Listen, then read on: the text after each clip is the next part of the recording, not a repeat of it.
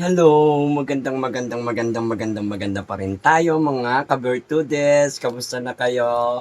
At kamusta na rin yung mga OFW sa ibang bansa at sa iba't ibang lugar? Kamusta na kayo? Pasensya na kasi ngayon lang ulit ako nakapag-vlog, ano? At marami tayong client and personal, kaya super busy po ako at syempre meron din po akong nasikaso. Yan. At maraming salamat sa lahat ng mga subscriber ko. Muli nadagdagan ng aking subscriber. At maraming salamat po sa inyong lahat. At patuloy po kayo mag-subscribe. Subscribe pa more and view. And views. Ayan.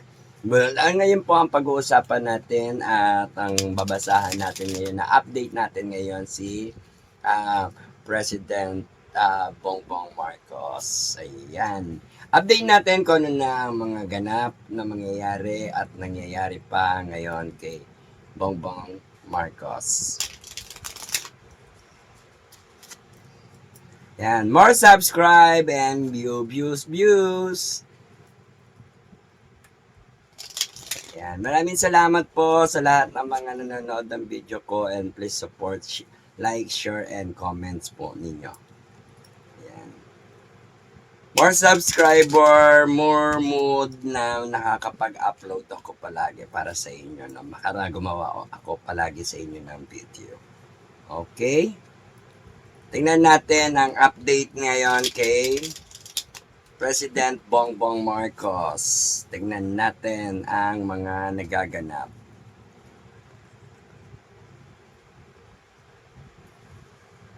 So, tingnan natin yung magaganap na nangyayari sa kasalukuyan ngayon kay Bongbong Marcos. No?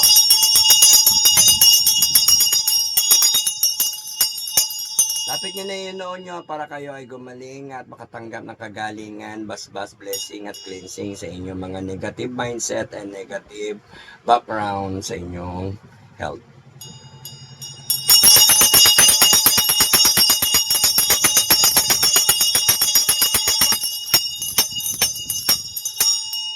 Naway lahat ng inyong mga sakit ay magsigaling na.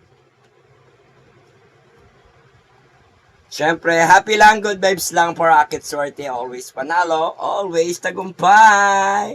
Okay, Madam Bertudes is come back. Ayan. So, eto, tignan natin ang 3 high energy ni President Bongbong Marcos. Tingnan natin yung kanyang mga cards, no? O tayo ng 3 cards.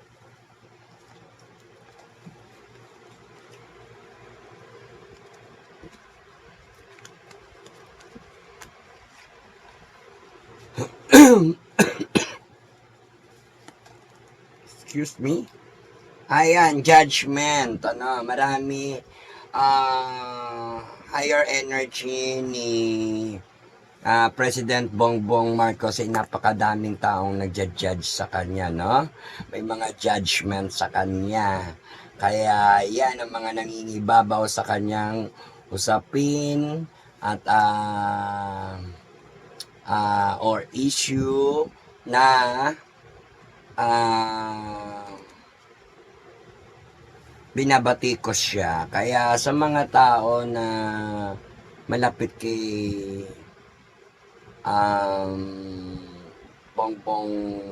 kay President Bongbong Marcos, bigyan nawa siya ng mga magagandang advice din at naway maisaayos na rin ang kanilang mga problema sa kanilang sa ating admin niya at sa mga sa gobyerno niyang pinapalakad. Ayan. So, ayan. Sa ating gobyerno, sa mga inupo niya at ito ang mga nangingibabaw na enerhiya, no? Na enerhiyang malakas ang pagja-judgment sa kanya. So, maraming tao nagja-judgment. Okay? President Bongbong Marcos, nawa na maayos na yung kanyang mga sinasabi at ginagawa dahil maraming tao ang nagja-judge sa kanya. At siya ay maharap din sa mga judgment. No? Ayan. Meron din ditong higher energy doon sa mga about sa kayamanan o binabantayang kayamanan. Ano? Or hindi pag-alis sa pwesto ng kapangyarihan. Ayan. No? So, yan ay merong kaugnayan sa kapangyarihan at kaban ng bayan. Ayan. No? Yan yung mga nangingibabaw na enerhiya. No? Trono, kapangyarihan at kaban ng bayan. So, okay.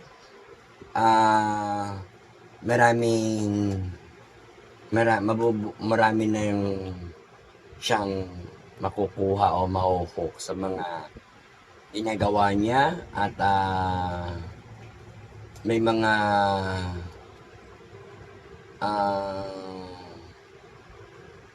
matindi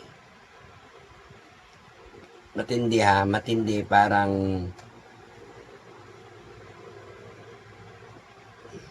meron akong nakikitang higher energy na nangingibabaw sa isipan ni President Bongbong Marcos, parang tungkol to doon sa mga alagad niya, nababawian niya ng espada o tinatawag natin na pagsishapol doon, pagpapalit ng mga itotoka niya kung sino yung hawak ng bawat isa na ulit ng isang panlaban o sandata, no? Magsishapol yung mga tauhan niya or yung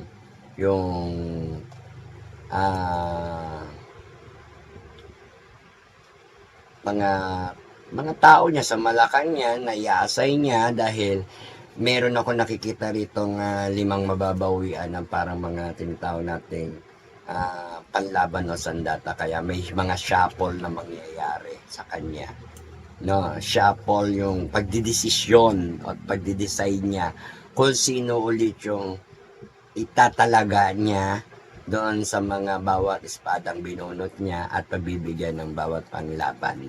Okay. Na sa makatuwid, ito ay pagsishuffle ng mga tao niya. Okay.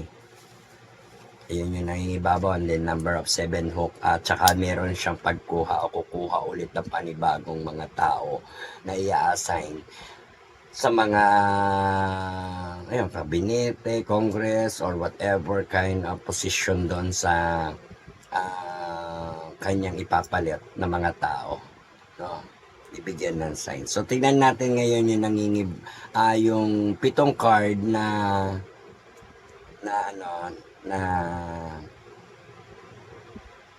lalabas at makikita natin kung ano yung mga nangyayari o mangyayari pa. Sa lukuyan, hinaharap at nakaraan. At harapin. Ito yung card ni Bongbong Marcos.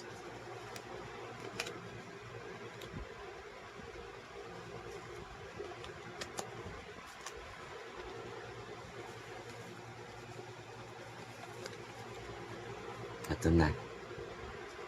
Ano ba to? 2, 4, 5, 6, and 7. Alright. Ito po ang mga card ni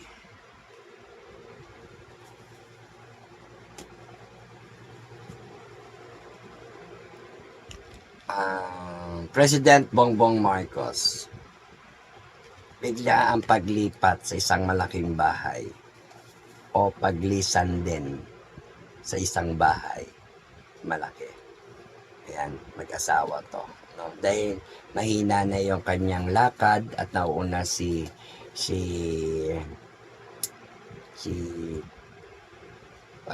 First Lady Lisa Marcos. Ayan. At siya'y parang napilay na or napilaya, may saklay na si President Bongbong Marcos.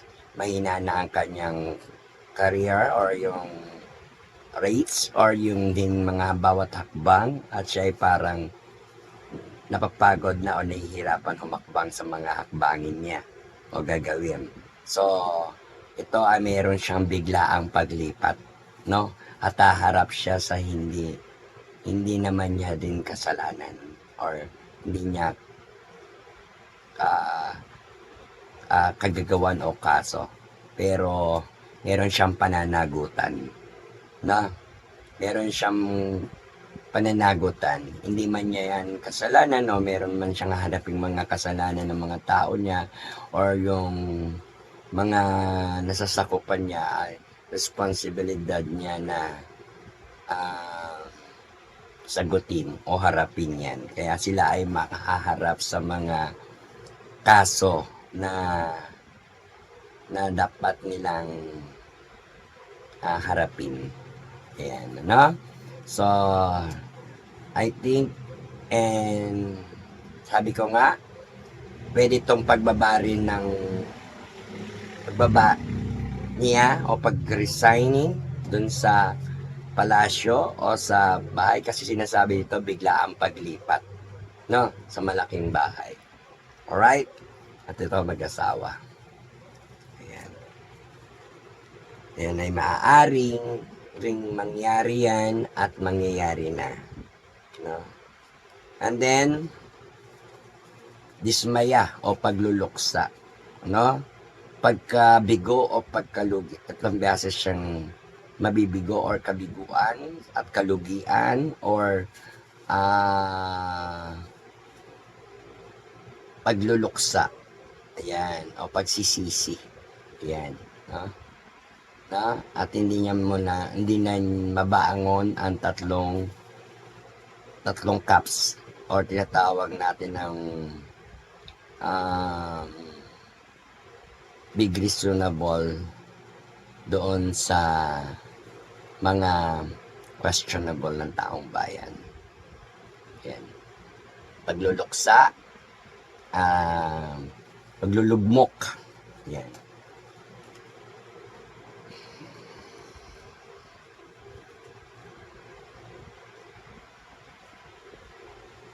Siya ay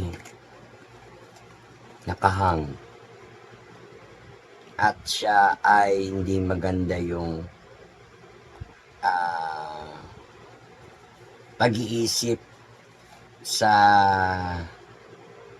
kaguluhan or kung ano ang kanyang mga gagawin. Pero lumalaban pa rin siya sa kanyang mga gustong ipakita na wala siyang kasalanan. Pero iba yung ipinakikita at ginagawa niya, no? Gusto niya patunayan yon. Pero siya ay nakatiwarik na or nakabaligtad. Ito sabihin, kawalan ng pag-asa rin at pagkakaroon ng katabangan sa kanyang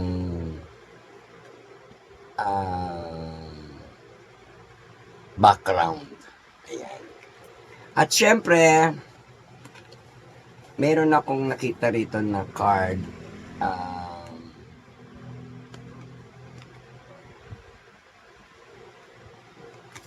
In the sun.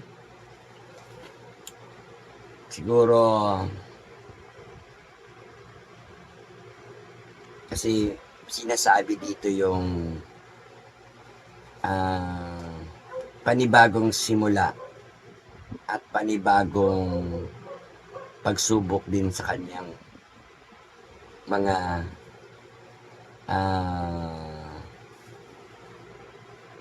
pagdadaanan at pagkaroon ng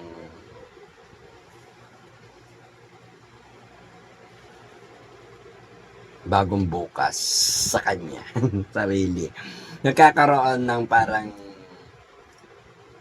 ano na siya, pagsisisihan niya rin lahat yung kasikatan at kalubugan ng kanyang career. Kasi dito sisikat, pero lulubog din. Kaya dito naman,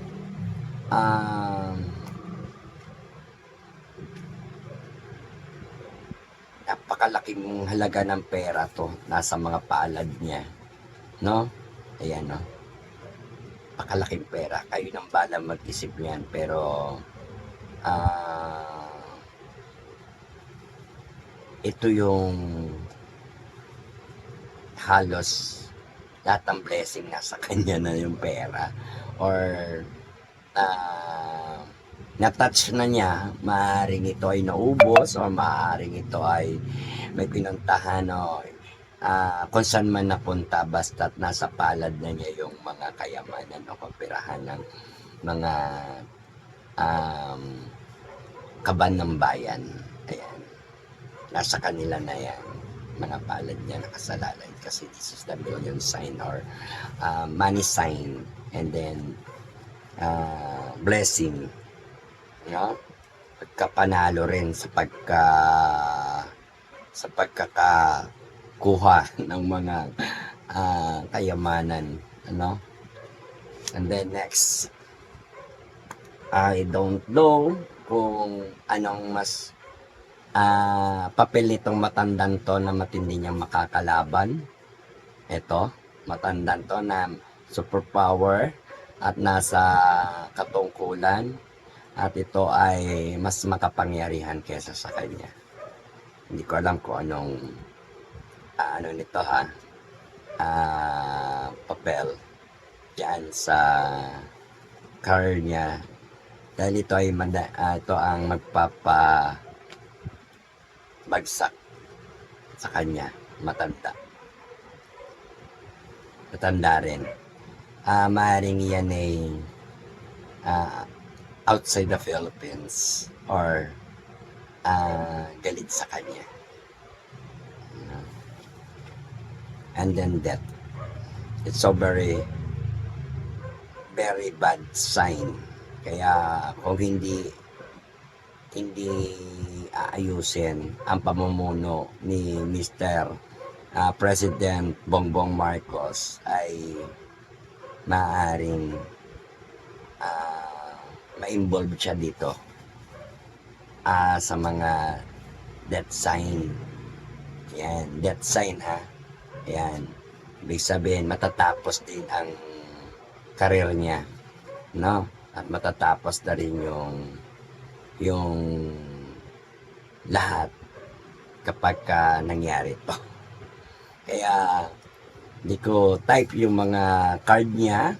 Kaya parang huwag niyo po ako sabihing bias dahil hindi po ako maka-Duterte at hindi rin po ako maka-Marcos. Pawang, aray ko, excuse me. Nahulog.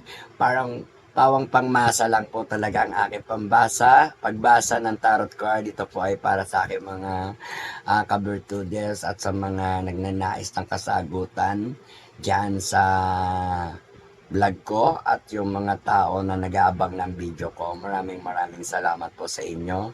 Medyo mahina ang energy ko dyan sa card ni President Bongbong Marcos. Sa nakikita ko kasi puro mga negative. No, hindi ko lang kasi alam kung bakit pinagpipilitan ang mali na maging tama at ang tama ay maging mali. Yun lang. Kaya parang napaka gulo ng admin ni Mr.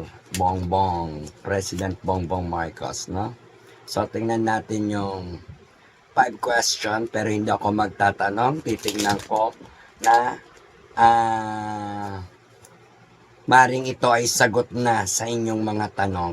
Ano? Sasagutin ko yung mga tanong nyo. Limang card. Ayan. Tingnan natin. Or magtanong pa ba tayo?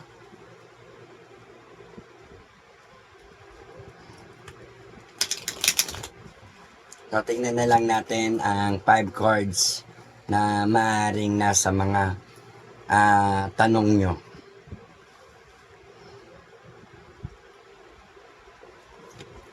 Di na tayo magtatanong, subalit lalabas dito yung mga nasa tanong nyo.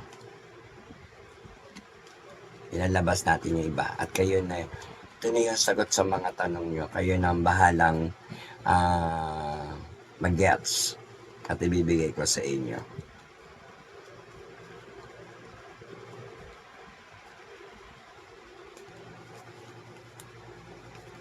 Ayan.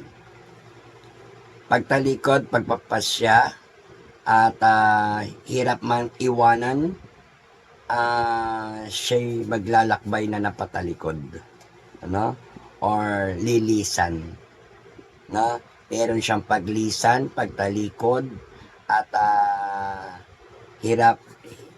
nahihirapang iwanan ng isang bagay na ayaw niyang iwan o gusto niyang hindi maiwan. Ayan.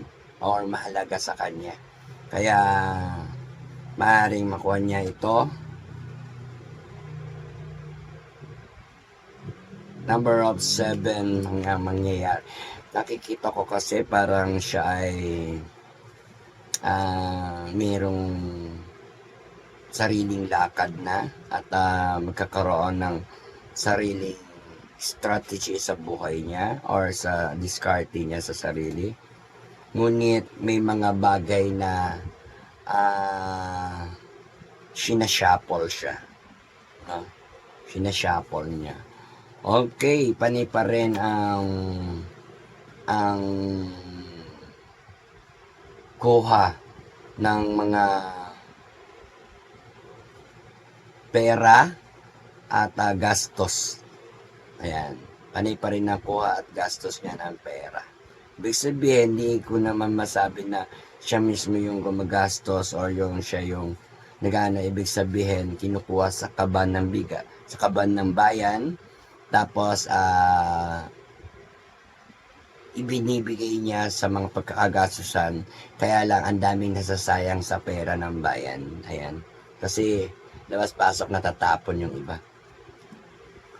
At Queen of Swords. Ito yung asawa niya.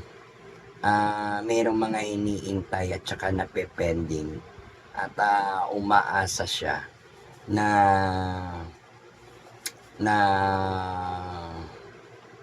makakalaya siya sa mga hinaharap niyang problema ni First Lady Lisa Marcos. Ayan. Isa rin to sa nagbibigay isipin o dagdag isipin kay President Bongbong Marcos. Ayan, problema niya sa mahal niyang asawa at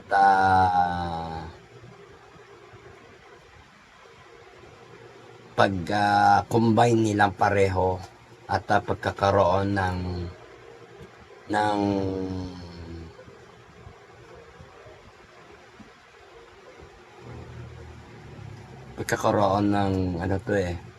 ng pagharap sa mga problema. And then baka magkakaroon ng pagdalaw-dalaw. Ewan ko kung ano ibig sabihin nito na para bang nakikita ko parang may mangyayari sa kanilang dalawan ba tawag doon? Parang si President Bongbong Marcos dadalaw kay President Lisa Marcos. Yan. Tapos may mga ganong mangyayari or pagbisita, yan, or pagkikita rin. At saka ang kanyang queen ay hindi basta-basta makakausap o si First Lady Lisa Marcos dahil meron siyang inaasikaso or kinokontrol. Nakapokus siya sa isang bagay na hindi siya pwedeng istorbohin or tinatawag na hindi siya pwedeng kausapin, no? Kaya maaaring mauupo si First Lady Lisa Marcos sa kanyang pagkakaabalahan, no? Or pagpopokosan na dapat niyang posisyonan sa buhay. Ayan, at maraming salamat po, no? At hindi lang ito yung gusto kong ipahatid sa inyong mensahe. Aray ko. Dahil pinupulikat ako. Dahil meron po akong nararamdaman na kalungkutan, lalo na sa taong bayan na talagang naguguluhanan sa mga nangyayari sa politiko, sa ating gobyerno, sa pamumuno ng admin natin. At parang isang laban na pelikula na ang inaabangan na lang ay mga nangyayari sa admin or sa administrasyong President Bongbong Marcos at sa mga Duterte, no? Kaya parang nanonood na lang ng pelikula na walang katapusan, na hindi alam ko kailan matatapos, at tuloy-tuloy lang yung mga labanan ng Marcos at Duterte. Nakakalungkot kasi ang mga tao ay parang ganun na lang nangyayari, nagiging watcher na lang or nanonood na lang sa mga pelikula nila, no?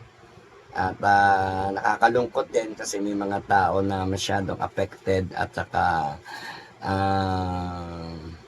nagpapa-apekto doon sa mga nangyayari at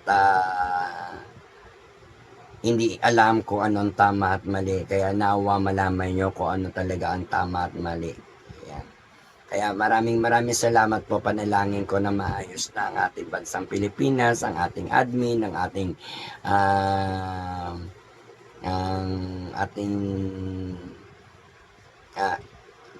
BP Sara at si PRRD. Ayan, yung mga issue na yan kasi nagiging parang pelikula na lang eh. Nagiging parang pelikula na lang sila na inaabangan ng mga taong bayan ng mga mangyayari, pinapanood, pinapakinggan, at kanya-kanya ng mga opinion, natural lang yon, pero parang nagiging wala nang naibibigay ang admin ng mga magagandang dapat gawin sa mga mamamayang Pilipino na inuumpisahan na, like for example proyekto, anak buhay, or build whatever, at parang walang ganon na puro parang laban na lang palagi ng Duterte, Sara at saka Bongbong Marcos at PRRD, yung mga issue na ganyan. So abangan nyo, may pelikulang lalabas na ganyan. Magiging pelikula din yan. Ayan. Maraming salamat sa inyo, and thank you very much, and God bless you. At sa totoo lang, nauumay na ako manghula sa kanila. Yun ang totoo niyan. Kaya para lang sa for the views, gusto ko na rin igawa kayo ng video na inyo talagang mapanood para sa inyo yung mga video ko na yan. At nauumay man tayo, pero kailangan natin pating subaybayan, abangan, at saka malaman ng katotohanan. Pawang base lamang yan sa ating tarot card at saka sa mga nangyayari sa ating gobyerno, sa ating Pilipinas, sa ating mga Pilipino, sa lahat ng mga nakaupo, nananalo din, at sa mga politics ngayon, posisyon na. Kaya panalangin natin talaga na maayos na, hindi na puro politics at saka government history or posisyon, agawan ng kapangyarihan, posisyon, at saka ayan, away-away, galitan, at gantihan. Yan panalangin natin sa Poong May Kapal, and panalangin natin sa Diyos na maayos na ang ating mga nakaupo sa ating gobyerno, at mag-focus na sa mga responsibilidad o trabaho nila para matulungan ang mamamayang Pilipino at ang ating bayan sa bawat purok at bawat lugar na kanilang pinaglilingkuran. Ayan. Mga naglilingkod sa atin, naway mag-focus na sila. Ayan, at maraming salamat talaga. Medyo hindi ko masabi na medyo kakaumay na rin kasi yung kanilang mga style, no? At syempre, kailangan ko talaga ibigay sa inyo ang mensahe ng tarot card kapag kinakailangan at magawa ko yung video para sa inyo.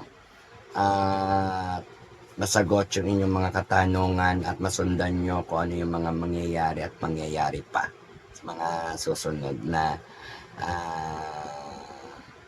labanan nila. Maraming salamat and God bless po. More power, more blessings sa inyo, and thank you very much po sa inyo. More subscriber and views. Like and share and comment po dyan. Maraming salamat sa mga dumagdag sa akin subscriber. Thank you very much. At abangan nyo naman yung susunod kong upload about kay President Duterte. Thank you very much and God bless you. More power, more blessings sa inyo. Thank you.